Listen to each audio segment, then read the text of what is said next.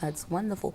Now, is there like a cost we have to pay for the orientation class, or No, all of the free? resources Oh, that we provide are available at no cost. We really see it as our commitment to, if we want to increase ridership among people with disabilities, we need to provide resources and go the extra mile to assist those customers so that they're able to do it. oh, I think that's wonderful, wonderful. So, tell me, when I was at the kickoff, I picked up some materials, right? So I have just a few questions I'm sure some of our viewers would like to know the answers to too. Okay, okay. Say for instance, someone asked the question, say they went to ride the rail, and they asked, "How can I get a reduced fare program for Metro bus or rail?" What number would they call, or would they write? How would they go about that? Well, if a person is interested in obtaining, the first step is to obtain an application, and they can contact our office, which is the Office of ADA Programs at Metro. Our number is 202-962-1100, and we'll be able to send to them the reduced fare application that they would then complete. They would need to have a physician also complete a portion of that, and then they can either bring it or send it down to our headquarters office to determine eligibility. Okay. Now, I am aware that Braille has been put throughout the systems for people, with visual, disabilities or handicaps, and people just can't see so well. I did hear that there was some materials were in like bold print. That's true? Bold, okay. Yeah, we have a large print large system map print. available for our Metro Rail system.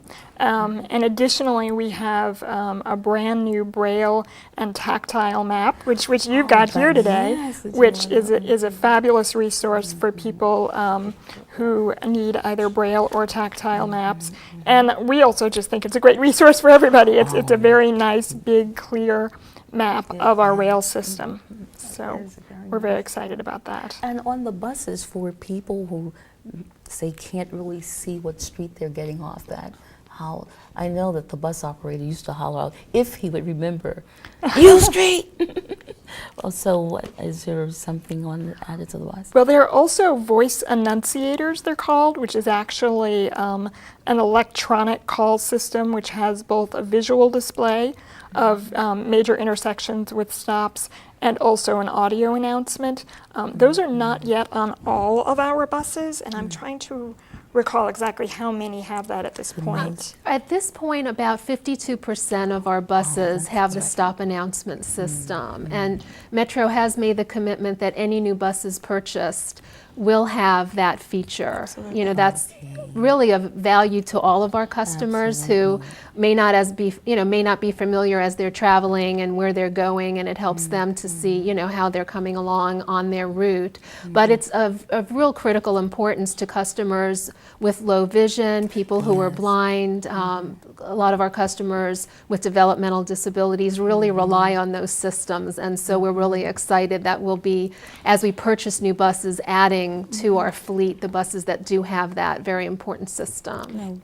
And of course, I just wanted to mention the bus operators are, of course, trained to call out the stops when they're using a bus that does not have the voice enunciator. And not only are we involved in doing external outreach to our customers and potential customers with disabilities, but we also do a lot of work internally to make sure that our bus operators, our rail operators, our station managers, all of our employees who have regular contact with our customers and everybody in general has a clear picture of exactly what their role is in assisting our customers with disabilities. Excellent, excellent. So, Ricky, what kind of training have you, set forth in motion with, like, internally? Well, some of the things that we've been doing, as Selene mentioned, we've been doing trainings of primarily of our bus and rail staff.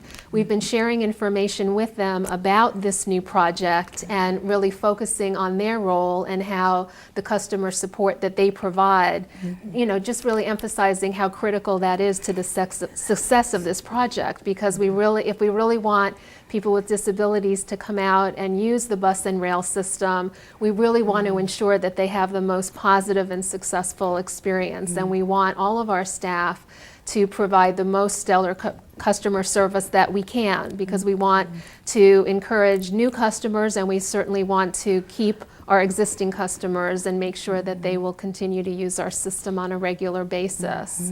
Another type of training that we've been doing over the past couple of months, we mentioned a little bit about the Metro system orientations, and so we've also been doing trainings of our bus and rail staff who have stepped up to the plate and identified themselves as being interested and committed to assisting the Office of ADA programs in providing the bus and the rail system familiarization and orientations for people with disabilities. And this is a service that we provide either to an individual or it can be a small group.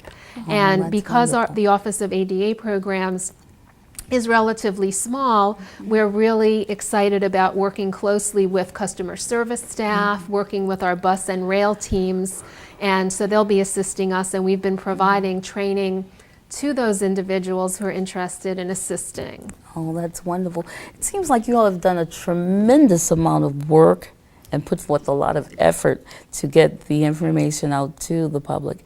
And I'm sure, I'm going to speak right into that camera and say, to anyone who's sitting and say in your chair and you're looking out the window, no excuse. Get out and enjoy the day.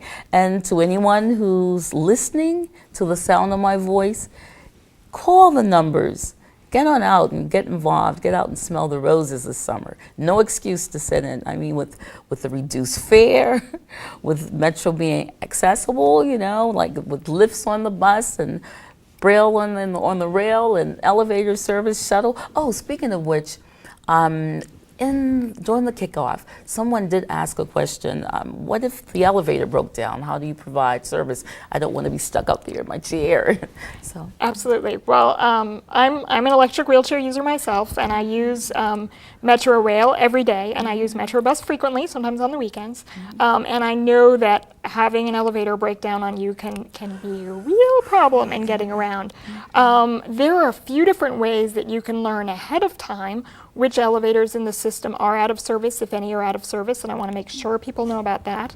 One of them is by calling a recorded hotline that actually lists the out elevators, and that number is 202-962-1212. Additionally, that information can be found on our website, which is www.metroopensdoors.com. And if you do find that an elevator that you need is out of service, you can either talk to the station manager if you learn this information when you're at the rail station, or you can call ahead of time to 202-962-1825 and request a shuttle that could take you from the destination where the elevator is out of service to the next metro stop, or from one metro stop to the location where the elevator is out of service, if that's where your end location was. And you can schedule that in advance, in fact. If you know you're going to be there at 8 a.m., you can call half an hour early and say, meet me there at 8, and we can schedule that. okay, that's beautiful.